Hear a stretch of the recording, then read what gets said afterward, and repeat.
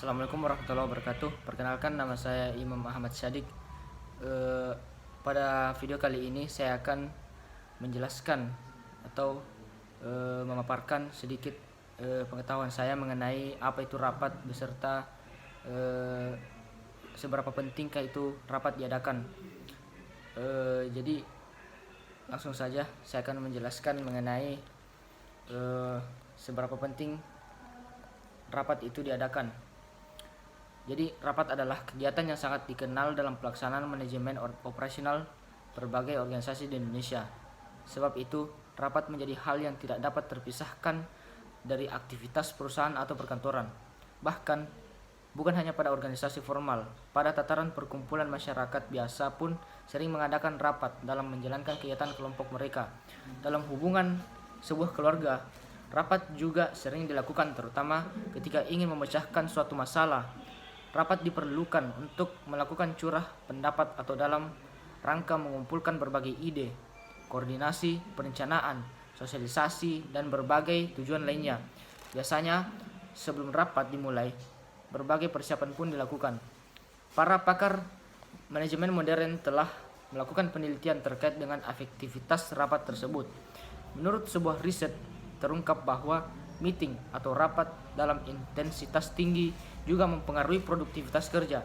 Artinya, jika rapat dilakukan terlalu sering dapat membuat produktivitas kerja menurun. Selain variabel frekuensi rapat yang diadakan, penentuan waktu dan lamanya rapat juga mempengaruhi efektivitas rapat. Efektivitas sebuah rapat yang diadakan dapat diukur dengan tingkat ketercapaian hasil yang diinginkan.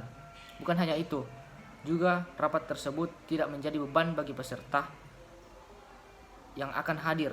Hal ini mungkin terjadi karena akibat dari tidak efektifnya rapat yang dijalankan. Jadi yang kedua, siapa saja yang akan diundang dalam sebuah rapat. Jadi jika ada sesuatu yang ingin dibahas dalam sebuah asosiasi, kelompok, kegiatan dan lain sebagainya, sesuatu itu berupa kepentingan yang menyangkut kepentingan bersama, kepentingan asosiasi, kelompok, kegiatan atau dan lain sebagainya tersebut. Yang diundang dalam rapat merupakan orang-orang yang merupakan anggota dari kelompok itu, yang mempunyai andil dalam kelompok tersebut, yang berkaitan, berhubungan atau berwenang dengan agenda yang akan dibahas. Biasanya dihadiri oleh salah satunya pemimpin rapat yang berkewajiban menentukan keputusan, moderator yang merupakan seorang pengatur jalannya rapat, dan juga seorang sekretaris atau notulen yang mencatat segala sesuatu hal penting dalam rapat dan juga hasil dari rapat. Rapat tentunya dilakukan dengan cara membuka rapat oleh moderator. Selanjutnya, penyampaian hal atau masalah yang akan dibahas oleh pemimpin rapat atau anggota yang telah diberikan tugas tersebut. Kemudian, diskusi kelompok, penentuan hasil rapat, persetujuan, bisa juga dengan diadakan voting. Pengesahan hasil rapat oleh pimpinan rapat, penyampaian hasil rapat oleh notulen, atau bisa kebalikannya, penyampaian hasil rapat dulu baru pengesahan. Mungkin seperti itu.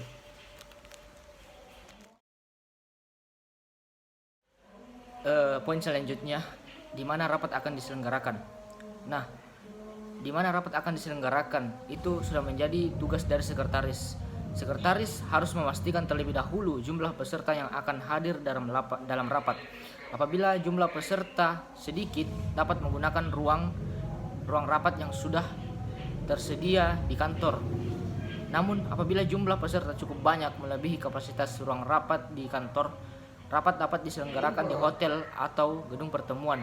Bila rapat diselenggarakan di hotel atau di gedung pertemuan, sekretaris harus memeriksa kapasitas tempat, peralatan, konsumsi, dan akomodasi. Selanjutnya, kapan rapat itu akan dilaksanakan dan bagaimana rapat itu akan dilaksanakan. Jadi di sini ada beberapa poin. Yang pertama, membuat agenda rapat dan susunan acara rapat. Agenda rapat adalah daftar yang berisi pokok-pokok permasalahan yang akan dibicarakan dalam suatu rapat. Sedangkan susunan acara rapat adalah rincian atau penjabaran lebih lanjut dari topik-topik dalam agenda rapat. Sekretaris harus memastikan terlebih dahulu acara yang akan diadakan atau dilaksanakan pada suatu rapat dengan mengkonsultasikan terlebih dahulu kepada pimpinan rapat. Susunan acara rapat tersebut harus sistematis. Jadi yang kedua, menentukan peserta rapat. Dari agenda rapat yang telah ditentukan, maka dapat memastikan peserta rapat yang akan diundang. Setelah itu, sekretaris mengkonsultasikan kembali kepada pimpinan rapat apakah ada penambahan atau pengurangan peserta rapat. Yang ketiga, membuat undangan rapat. Suatu undangan adalah surat undangan adalah surat pemberitahuan yang sifatnya mengharapkan kehadiran seseorang untuk berpartisipasi dalam suatu acara tertentu di tempat dan pada waktu tertentu. Waktu pengiriman undangan hendaklah jangan terlalu lama dari penyelenggaraan atau pelaksanaan rapat. Yang keempat, membuat daftar hadir rapat. Daftar hadir digunakan untuk mengetahui jumlah peserta yang datang. Untuk mengetahui jumlah peserta yang harus dipersiapkan seperti konsumsi, kursi, serta sebagai bahan penyusunan notula rapat dan sebagai dokumentasi. Yang kelima, mempersiapkan bahan untuk rapat. Bahan rapat yang perlu disiapkan berupa agenda rapat, notula atau hasil rapat yang lalu, bahan-bahan yang akan dibicarakan dalam rapat. 6. Mempersiapkan peralatan dan perlengkapan rapat.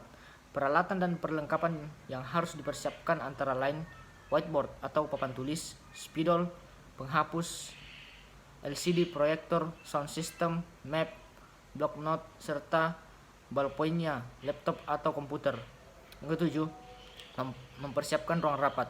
Hal-hal yang harus dipersiapkan dalam ruang rapat sebagai berikut. Cahaya yang diperlukan disesuaikan dengan kebutuhan luas ruangan. Ventilasi udara yang sejuk agar ruangan tidak terlalu panas. Pengaturan tempat duduk yang harus disesuaikan dengan jumlah peserta dan luas ruangan.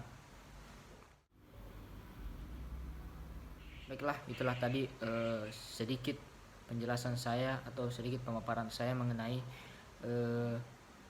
konteks rapat sebagai bagian dari MAIS. Sekian, Assalamualaikum warahmatullahi wabarakatuh.